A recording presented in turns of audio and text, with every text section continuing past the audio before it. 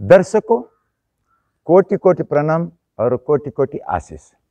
मैं आज वीडियो के माध्यम से ब्रह्मांड गमन विद्या, इस ब्रह्मांड गमन विद्या का संबंधित 6 सवालों का जवाब देने चाहूंगा। पहला, देखिए दर्शकों, पहला जो सवाल है, ब्रह्मांड विद्या क्या है और इसकी खोज क्यों की गई। और दूसरा, ब्रह्मांड गमन विद्या प्राप्त होने पर कौन सी सावधानियां बरतना चाहिए। और तीसरा, ब्रह्मांड गमन विद्या की खोज किसने की। चौथा सवाल है, ब्रह्मांड गमन विद्या कौन सीख सकते हैं। और पांचवा सवाल है, ब्रह्मांड गमन विद्या किससे सीख सकते हैं। और छठा सवाल है, ब्रह्मांड गमन विद्या सीखने के दौरान क्या क्या अनुभव होते हैं। ऐसा 6 सवाल है। अभी हम हमारा पहला सवाल पर आते हैं। पहला सवाल ये है दर्शकों, ब्रह्मांड गमन विद्या क्या है और इसकी खोज क्यों की गई। देखिए दर्शकों, ब्रह्मांड गमन विद्या क्या है करके बोलने से पहला ब्रह्मांड क्या है करके पहला समझ लेगा।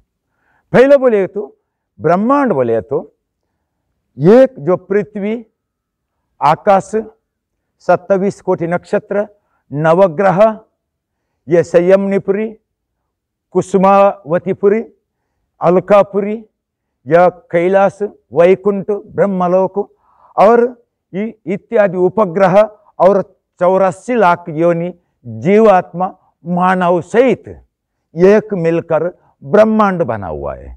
ऐसा एक ही ब्रह्मांड है, आप ऐसा मत समझिए ये एक ब्रह्मांड का अंदर का बात हो गया, लेकिन ऐसा वाला अनंत कोटि ब्रह्मांड है। जो अनंत कोटि ब्रह्मांड है, जो अनंत कोटि ब्रह्मांड में ये मत समझिए एक ही सूर्य है, एक ही चंद्र है करके। अनंत कोटि ब्रह्मांड में जैसे दूसरा जो ब्रह्मांड है उसमें भी अनंत कोटि सूर्य आए, अनंत कोटि चंद्र आए, 27 कोटि नक्षत्र आए, नवग्रह आए, उपग्रह आए और इंसान भी आए, 84 लाख योनि जीव जंतु भी आए, सब कुछ उसमें भी आए। फिर यहाँ पर आपका मन में एक सवाल आया होगा, इतना सब कुछ दूसरा भी ब्रह्मांड है, फिर वो ब्रह्मांड तक हम क्यों गए नहीं, क्यों वो ब्रह्मांड नहीं तो हमें दिखा क्यों नहीं। देखिए दर्शकों, ये ब्रह्मांड और दूसरे ब्रह्मांड का जो अंतर है, दूरी बोलेगा तो इतना बड़ा दूरी आए, चाहे इंसान कितना भी तरक्की कर ले, कितना भी प्रगति कर ले, लेकिन कितना भी बड़ा रॉकेट निकाले या कुछ भी निकले यंत्र तंत्र, फिर भी एक ब्रह्मांड छोड़कर दूसरे ब्रह्मांड तक कभी भी नहीं जा सकते। ये केवल ख्वाब का बात होगा। कितना भी तरक्की कर ले इंसान, फिर भी दूसरा ब्रह्मांड तक पहुंच ही नहीं सकते, क्योंकि इसका दूरी इतना बड़ा है, इतना लंबा है। पहला बात बोलेगा तो ऐसा है, हम कैलाश करके सुना है, लेकिन कैलाश धाम को कभी जाना नहीं है। कैलाश धाम और कैलाश पर्वत ये दो भी अलग अलग है दर्शकों। कैलाश जो पर्वत है हमारा जम्मू कश्मीर का निचले बाजू में ईशान्य दिशा का ऊपर चीन देश का कंट्रोल में आज ही आए, क्योंकि हमारा देश का अंदर था। वो जो कैलाश पर्वत आए वहां पर ईश्वर विराजमान थे। लेकिन और एक बात है, सच्चे कैलाश पर्वत होएगा तो कैलाश धाम भी है। जो कैलाश धाम है, कैलाश धाम का जो दूरी आए वो ब्रह्मांड का अंदर है। देखिए दर्शकों, कैलाश धाम का दूरी है, रॉकेट में भी अगर जाना हुआ तो 12 लाख वर्ष बीत जाएगा। कैलाश धाम तक पहुंचने के लिए 12 लाख बरस बीत जाएगा, जब तक आप पहुंच जाएगा। 12 लाख बरस तक इंसान जब तक जिंदे रहेगा नहीं, क्योंकि अल्प आयु है। एक कैलाश धाम को आप नहीं जा सकते, ईश्वर का मुख्य धाम है, वहां तक आप नहीं जा सकते, फिर आप दूसरा ब्रह्मांड को जाएगा कैसा? एक ब्रह्मांड के अंदर का कैलाश धाम को नहीं पहुंच सकते, और वहां पहुंचना हुआ तो मरने का बाद भी मोक्ष प्रदायी जो व्यक्ति है वो मात्र वहां तक पहुंच सकते। इसका बिना कैलाश धाम को कोई नहीं जा सकते। लेकिन एक हमारा नसीब अच्छा है, कैलाश धाम पे अगर जाना नहीं हुआ तो भी कैलाश पर्वत पर हम जा सकते। ये हमारा नसीब है, ये हमारा ईश्वर ने दिया हुआ धरोहर है, लेकिन वहां तक पहुंच नहीं सकते। इसी जो ब्रह्मांड अंतर ब्रह्मांड है, अनंत कोटि ब्रह्मांड है, वहां तक इंसान जिंदा होकर नहीं जा सकते। स्वस्थ शरीर ने वहां तक जाने के लिए ये ब्रह्मांड छोड़कर दूसरा ब्रह्मांड को जाने का जो विद्या है, उस विधि को, इसी विद्या को ब्रह्मांड गमन विद्या करके कहा जाता है। जो एक ब्रह्मांड छोड़कर दूसरा ब्रह्मांड को जाने का विद्या को ब्रह्मांड गमन विद्या करके कहा जाता है। देखिए दर्शकों, हमें जो अलग अलग चीजों को देखने के लिए अलग अलग दृष्टि का और अलग अलग साधन का उपयोग करना पड़ता है। जो कौन सा भी जो स्थूल वस्तु है, स्थूल वस्तु यानी कि जो आकार में रहने वाला वस्तु, स्वरूप में रहने वाला वस्तु को स्थूल स्वरूप, नहीं तो हमारा खुद का शरीर को भी स्थूल स्वरूप करके कहा जाता है। बोले तो स्थूल वस्तु जाकर इस स्थूल शरीर को या स्थूल वस्तु को देखने के लिए दृष्टि का उपयोग से देख सकते हैं। लेकिन जो अंतर लंबा है, बहुत लंबा है, ऐसे लंबा वाला वस्तु को देखने के लिए बोले तो इतना समझ लीजिए दर्शकों, सूक्ष्म और सूक्ष्म अति सूक्ष्म जो वस्तु आए, स्थूल में भी आए लेकिन अति सूक्ष्म आए, उसको देखने के लिए दूरबीन का जरूरत पड़ता है। जब भी दिखाई देते ये स्थूल दृष्टि से दिखाई नहीं देता, इसीलिए छोटा वस्तु को देखने के लिए दूरबीन का जरूरत पड़ते। जैसे जो आकाश में हमें जो फिरना है, आकाश को गमन करना है, उसको आकाश गमन विद्या नाम का साधन उपयोग करना पड़ता है। जो हमें आत्मा को देखना है, उसको जो आत्मा साक्षात्कार नाम का विद्या को हम प्राप्त करना पड़ता है, जब भी आत्मा को देख सकते। जैसे जो हम देवी देवता को देखने का है, जो देवी देवता को देखने के लिए दिव्य दृष्टि और सूक्ष्म दृष्टि का प्रयोग करते हैं, जो अंधेरे को भी देखने के लिए सूक्ष्म दृष्टि का प्रयोग करते हैं। और जो जैसे जो कौन सा भी एक महासाधन हो, या चाहे आप ये समझ लीजिए जो एक पृथ्वी से एक जो जगत से एक ब्रह्मांड से दूसरा ब्रह्मांड तक जाना है, तो हम उसी जो गमन को ब्रह्मांड गमन विद्या करके कहा जाता है। देखिए दर्शकों, अब हम हमारा दूसरा सवाल पर आते हैं। दूसरा सवाल यह है, ब्रह्मांड गमन विद्या प्राप्त होने पर कौन सी सावधानियां बरतना चाहिए? ये सबसे इंपॉर्टेंट सवाल है दर्शकों। विद्या प्राप्त करना बड़ा बात नहीं है, विद्या प्राप्त करने का बाद उसमें जो सावधानियां रहते हैं एक एक, वो बरतना सबसे इंपॉर्टेंट होते हैं। देखिए दर्शकों, पहला बात, ब्रह्मांड गमन विद्या प्राप्त करने के लिए उससे पहला भी 4-5 विद्या है, वो कौन सा है क्या हम बताएंगे। पहला बात, खुद का स्थूल शरीर को प्रवेश करने का विद्या को आप जान लीजिए, उसके आत्म साक्षात्कार विद्या करके कहा जाता है। और उसके बाद आप हमारा दूसरा शरीर है प्राणमय शरीर, उसको प्रवेश करने का विद्या जान लीजिए। और तीसरा अपना मनोमय शरीर है, उसको जाने का विद्या सीख लीजिए। और उसके बाद हमारा चौथा शरीर है विज्ञानमय शरीर या आनंदमय शरीर कहा जाता है, उसको जाने का आपने प्रवेश करने के विद्या को सीख लीजिए। उसके बाद आता है 5वां शरीर है, वह है सूक्ष्म काया अर्थात सूक्ष्म शरीर। किसी दिन सूक्ष्म शरीर को आपने प्रवेश किया, उसी सूक्ष्म काया शरीर से आप ब्रह्मांड गमन विद्या में जा सकते हैं। सूक्ष्म काया को प्रवेश करने का बिना आप ब्रह्मांड गमन विद्या प्राप्त भी नहीं हो सकते और ब्रह्मांड का गमन भी नहीं कर सकते। लेकिन यहां पर सावधान क्या है, देखिए दर्शकों, किसी दिन हम हमारा पांचवा शरीर अर्थात सूक्ष्म काया शरीर को हम प्रवेश करता है, उसी समय में सबसे बड़ा इंपॉर्टेंट सावधान यह है, जो हमारा शरीर छोड़कर हमें बाहर जाना पड़ता है। जब भी हमारा शरीर के बारे में ध्यान रखना, यह सबसे इंपॉर्टेंट बात होता है।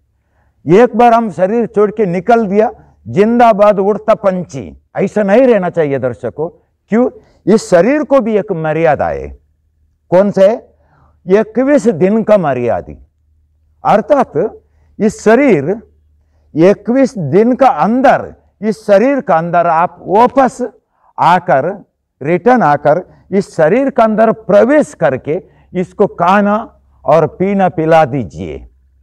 यदि अगर 21 दिन का अंदर आप नहीं आ गए, रिटर्न आके खुद का शरीर को बोले तो स्थूल शरीर को आपने प्रवेश नहीं किया, 21 दिन के बाद ये शरीर जिंदा नहीं रह सकते, ये मर जाएगा। इसीलिए शरीर नष्ट हो सकते। मरने के बाद आपको कोई पूछेगा नहीं, स्मशान में लेकर जाके आपको जलाएगा, क्योंकि आप जिंदा है करके किसी को भी मालूम नहीं है।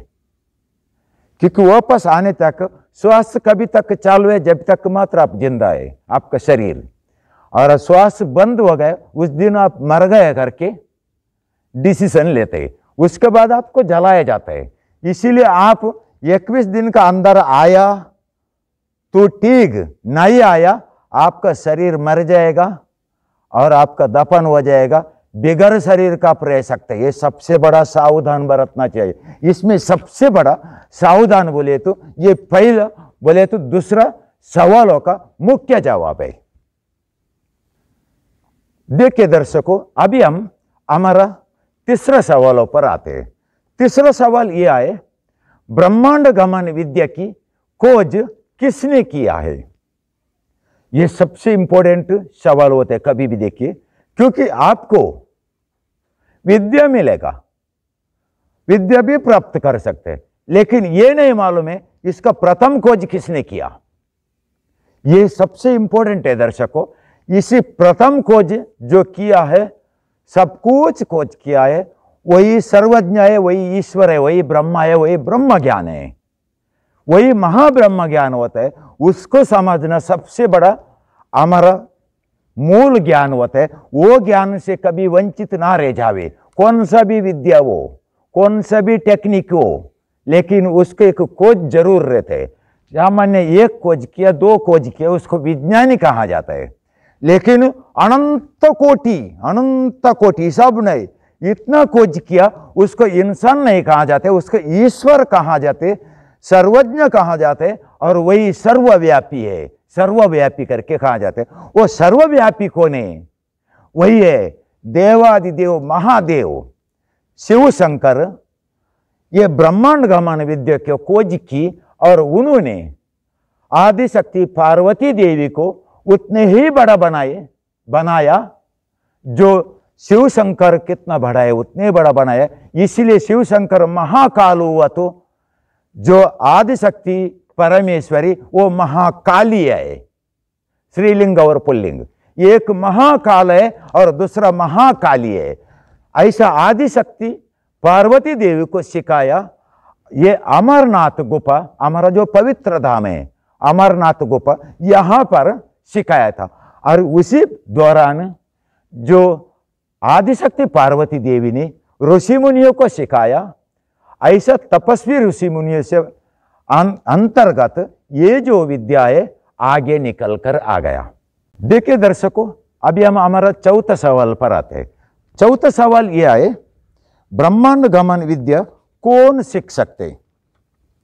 देखिए दर्शकों, ये इंपॉर्टेंट सवाल भी है और उसके बाद हमारा खुद का अधिकार भी है। ये कौन सीख सकते, ये सवाल नहीं होता है किसी समय सीख सकते, ये सवाल होता है। जो इंसान सभी को यह अधिकार है सीखने का, कौन सा भी विद्या हो सभी को सीखने का अधिकार है, लेकिन उसका शरीर का मर्यादा कितना है ये देखकर सीखना चाहिए।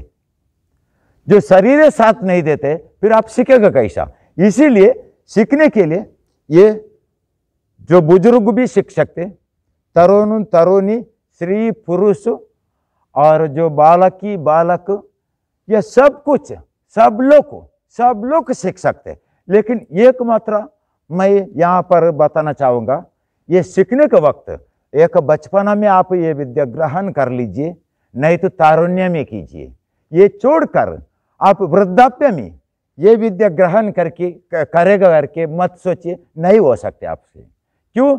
जब भी आपका बुद्धि शक्ति, मगज, आईक्यू पावर कमी रहता है और उसके बाद आपका बैठने का क्षमता है वो कमी रहते, एकाग्र चित्त, मन का एकाग्र चित्त वो आपके पास कमी रहते। इसी कारण से ये विद्या को आप तो प्राप्त नहीं कर सकते। इसीलिए ध्यान लगा कर सुनिए, एक बचपन में लड़का लड़के को सिखाइए या नहीं, या तरुण और तरुणी ये विद्या को सीखिए और उससे आगे लोग को सीखने का प्रयास ना कीजिए, क्योंकि किसी को भी होने वाला नहीं है। क्योंकि यह महाबलाढ्य विद्या होता है। ब्रह्मांड गमन बोले तो इतना आसान करके मत समझिए दर्शकों।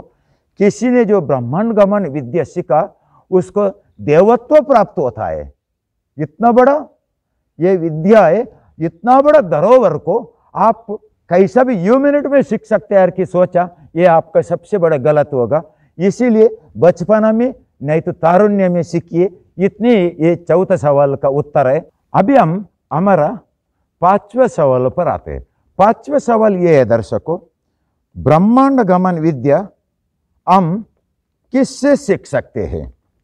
ये कभी भी सबसे बड़ा इंपॉर्टेंट पॉइंट और सवाल होता है। जो कोई भी मिले, कोई भी हमें सिखाया करके दावा किया, उससे सीखने के लिए मत जाइए दर्शकों। क्यों? वो सिखाने के लिए उसका पास खुद के पास आएगा, ये पात्रता आएगा, ये पहला जान लीजिए। क्योंकि सभी, अभी एक नदी आए और एक नाला है और एक समुद्र है। जो नदी भी दावा करेगा कितना चाहे उतना मैं पानी दे दूंगा आपको, नाला भी दावा करेगा कितना चाहे उतना आपको पानी दे दूंगा, लेकिन कितना चाहे उतना पानी नदी भी नहीं दे सकते। जो सीजन में वो खत्म हो जाएगा, और नाला भी नहीं दे सकते। लेकिन अपने कितना चाहे उतना पानी ये समुद्र मात्र दे सकते, बाकी नदी नाला नहीं। जैसे कोई भी सिखा सकते हैं कि दावा किया, तो उसको पहले ये देखिए समुद्र का जैसा आएगा, इसका बस उतना भरा हुआ आएगा, ये पहला जान लीजिए। उसके बाद उससे सीखने के लिए जाइए, उससे सीखिए। और ये जो विद्या का अधिकारी होता है बोले तो ये तपस्वी महापुरुष होता है, महान तपस्वी सिद्ध पुरुष होता है। और ये छोड़कर अन्य किसी से भी अगर सीखने के लिए जाएगा तो आपको ओरिजिनल नहीं मिलेगा। ऐसे एक यू मिनट में ऐसे तू करके बोलने वाला मिल सकते, लेकिन ओरिजिनल नहीं। ओरिजिनल तपस्वी सदगुरु का पास से जाना पड़ेगा, उससे आप सीख सकते, अन्य किसी से भी नहीं। दर्शकों, अभी हम हमारा छठा सवाल पर आते हैं। छठा सवाल यह है, ब्रह्मांड गमन विद्या सीखने के दौरान क्या क्या अनुभव होता है? देखिए दर्शकों, ये सबसे ये भी इतनी इंपॉर्टेंट सवाल है। जो ब्रह्मांड गमन विद्या सीखने के दौरान हमें क्या क्या अनुभव होता है? पहला बात बोले तो यह है, आप ब्रह्मांड गमन विद्या सीखने के लिए पहला बोले तो स्थूल शरीर, प्राणमय शरीर, मनोमय शरीर, विज्ञानमय शरीर और सूक्ष्ममय शरीर को जाना होता है। ये सबसे बड़ा अनुभव है पहला। इससे होने के बाद इस शरीर से हम सूक्ष्म शरीर के साथ बाहर निकलते, ये सबसे बड़ा भयानक कार्य होता है। जो इस शरीर को छोड़कर हम सूक्ष्म काया से बाहर निकल दौरान आपको ऐसा चक्कर का जैसा आ जाएगा, आपको कोई लौट कर आपको फेंक दिया ऐसा भी हो सकते, क्योंकि आपको कोई दबाया ऐसा भी हो सकते। और नहीं तो ऐसा इतना डर लग जाएगा, मैं कुछ बहुत अंतर में है, बहुत लंबा है, बहुत ऊंचाई में, क्योंकि आकाश से भी ऊंचा है ब्रह्मांड है। इस पृथ्वी छोड़ दीजिए, आकाश और ब्रह्मांड है उससे भी ऊंचा है। ऐसा ऊंचा वाला ब्रह्मांड गमन विद्या को ऊपर जाने का जब भी, इसमें ऊपर और नीचे करके नहीं रहते दर्शकों।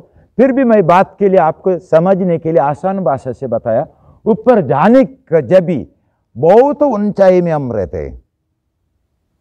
या आप ऊपर जाए, नहीं तो आप दाहिने साइड, नहीं तो बाएं साइड जाए, या निचले भाग में जाए, कहां पर भी जाएगा तो आपको ऊंचाई दिखाई देगा। यह पृथ्वी का गुरुत्वाकर्षण शक्ति का प्रभाव है। ये हमें नीचे खींचता है, क्योंकि सूक्ष्म काया में आप प्रवेश किया तो भी वो अलकाया अनिमाय ये सब कुछ आए, लेकिन उसको भी गुरुत्वाकर्षण खींच लेता है। इसी दौरान बहुत कुछ डर लगता है, हम अभी नीचे गिर जाएगा का, नीचे गिर जाएगा का, ऐसा प्रकार का अनुभव होता है। ऐसा लंबा जाने के बाद अनेक वस्तु दिखाई देता है, प्रत्यक्ष लाइव दिखाई देते हैं हमें। जो टीवी में पिक्चर कैसा दिखाई देते या मालिक का सीरियल दिखाई देते, जैसे हमें लाइव दिखाई देता है, नवग्रह दिखाई देता है जाते वक्त, यह नक्षत्र, यह सूर्य चंद्र, उससे भी पार करके आगे जाना है। उसके बाद नभो मंडल पूरा पार करके और आकाश मंडल का जो अंतिम लहर है वहां तक आएगा। जब एक भयानक आवाज आता है ओम नाम का, गर गर गर गर गर गर गर गर के, उसमें एक ओम का स्वरूप आता है, उससे पार करके उससे ये ब्रह्मांड खत्म होते, उसे पार करके उस ब्रह्मांड को जाने का जब भी हमें बहुत कुछ डर लगता है, क्योंकि बहुत ऊंचाई पर है। हम कहां पर थे ये हमें कुछ दिखाई नहीं देता है। इस जो सूक्ष्ममय शरीर होने वाला, सूक्ष्म से सूक्ष्ममय शरीर होने वाला, सूक्ष्म शरीर का दृष्टि को भी नहीं दिखाई देते, इतना हम लंबा में है। इसी समय, इसी दौरान बहुत जोर से डर लगता है। ये सबसे बड़ा अनुभव है, और इससे आगे बहुत कुछ है, लेकिन ये सबसे बड़ा अनुभव बोले। और इतने कहकर ये ब्रह्मांड गमन विद्या छठा सवाल का पूर्ण जो विस्तार से सविस्तार से जानकारी दिया है। और किसी को भी अगर ये सीखने का इच्छुक आए, तो तरुण या तरुणी या बालक या बालकी सीखना चाहते हो, तो आप हमारा जो वीडियो का नीचे दिया हुआ जो नंबर है उसमें संपर्क करें, और उसी का द्वारा आप आश्रम तक के आके सीख सकते। या नहीं तो आप कोई भी एक महान तपस्वी सदगुरु मिले, उससे भी आप सीख सकते, वो आपको अवश्य सिखाएगा, उससे सीख सकते। ऐसा वाला महान तपस्वी सदगुरु का शिष्य बनकर आपका जीवन मंगलमय बनाइए और कल्याणमय बनाइए। इतने कहकर ये वीडियो को पूर्ण विराम देता हूँ। ओम गुरुदेव धन्यवाद। सभी को मेरा कोटि कोटि प्रणाम और कोटि कोटि आशीष।